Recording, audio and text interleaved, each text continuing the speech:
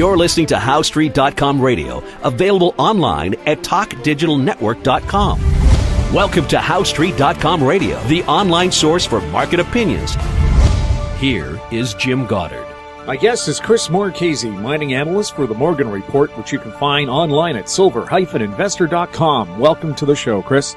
Great to be back, Jim. I guess pretty exciting to be in Southern California. You have two teams in the playoffs that are, well, almost just blocks apart from each other. Yeah, and I wish I lived in that area. My team, unfortunately, got ousted after being up 3-0 in a best-of-7 series in the first round. The Sharks took it in the gills, did they? Again, it makes me want to cry almost. Today we'll be talking about financial fallacies, but first off, Gold Corp. Good times for them? Yeah, they reported earnings, I think on yesterday or Friday. Anyway, they dropped their all-in cash costs to under $850, which is really quite, amazing for a senior producer. We don't see anywhere near those numbers out of other top-tier gold miners. So, they're on the right track, whereas everyone else is, looks a little lost. What are they doing right? They have they just selected the greatest asset portfolio. I mean, going forward through 2018, their all-in costs should continue to see downward pressure because each new asset or mine coming into production is better than the last. So, they just have executed, flawlessly over the past few years, and I think they're now the largest gold company by market cap. Are they centered in just one area, or are they worldwide? They have, actually, no, they're worldwide. They have some really good operations in Canada, notably the Red Lake, known for its high-grade deposits, Mexico, and they have a few others in Guatemala, Chile, and, they almost bought this other Canadian company, but they didn't want to overpay, which I thought was smart in Osisko Mining. And of course, here in Canada too, we have Barrick Gold that's facing a $6 billion class action suit because shareholders are claiming they weren't informed in a timely manner about all the different problems that they had developing their Pascua Lama mine in South America, where the locals didn't like the fact that all the water that they had locally would be used by the mine, and they've been on a drought for something like 2,000 years. Little things like that. So instead of costing around $3 billion to develop the mine, it's the last reported cost was $8.5 billion, but the real cost is probably $11 billion or more. So just because you're involved with gold doesn't mean it's good times for everybody.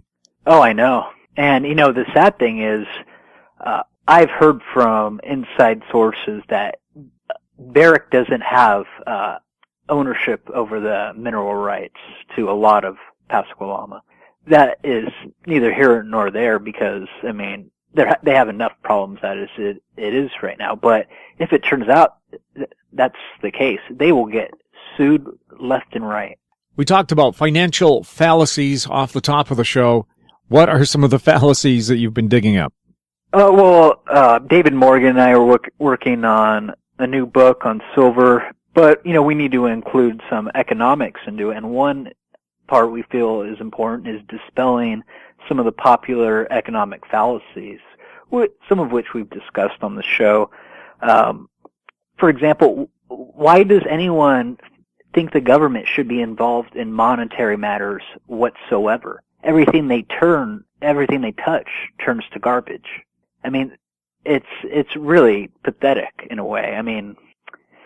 So, and we let them control interest rates, which is a very important market signaling mechanism to entrepreneurs, investors, and savers. And so by keeping them artificially low, they're causing all kinds of malinvestment. They're causing people to be forced to consume. Otherwise, they lose purchasing power by saving. And it makes it more difficult because you don't know whether to invest in the structure of production furthest away from an end product or close to an end product. So, I mean, they think that they can engineer the economy. But look at their track record. It's beyond horrible. I mean, I could do it and just spout out numbers and probably have a better record than they do. Well, you talked about the government trying to interfere with the free market. Our former late finance minister now called the Bank of Montreal and asked them, please do not lower interest rates again. I think for mortgages, I want higher interest rates for mortgages. Well, publicly they said, yeah, we're not going to listen to them, but they did do it anyway. But now everybody's lowered their rates again, and the guy's not around to phone them anymore. And, exacerbating the problem you just said is that most mortgages are based on the 10 or 30-year treasury, which the Fed doesn't have direct control of. They have control of the Fed funds rate.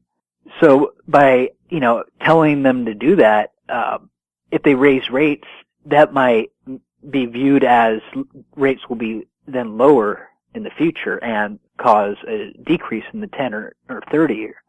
So, I mean, they're getting in their own way of interfering with the free market, which is, again, a little comical. What about the jobless numbers in the U.S.? They said they had all kinds of job creation reporting. I think last Friday they had almost 300,000 new jobs in the works. Oh, yeah. And did you hear, was that due to the weather? No, but yeah, the workforce in April shed over 800,000 jobs, which, goes on to what I've been saying in that, we're in recession territory. I mean, Q1 GDP so far on the first issue, it was we had negative real GDP. And, this jobs report doesn't help. Yes, the unemployment rate fell to 6.3%, but so did the labor participation rate. It hasn't been this low since the mid-'70s. Trade deficit remains elevated, over $40 billion. And, which shouldn't surprise anyone because we're a debtor nation. We need constant debt financing, and we just consume and we don't produce. The government has enacted, such heavy regulation that we can't be competitive. And, it's sad that these people are given so much power, but so clueless about everything. What about the real jobless rates?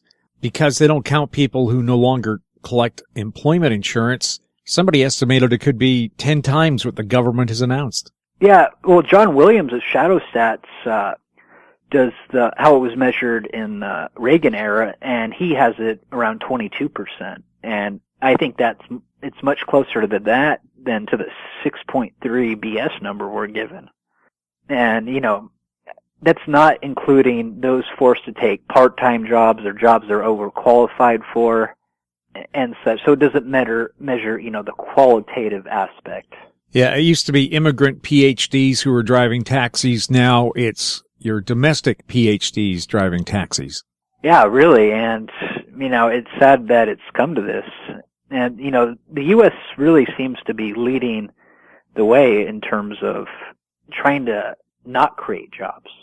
Even though they've claimed that QE was to spur economic activity, keep interest rates low, but it's just been to keep the banks solvent.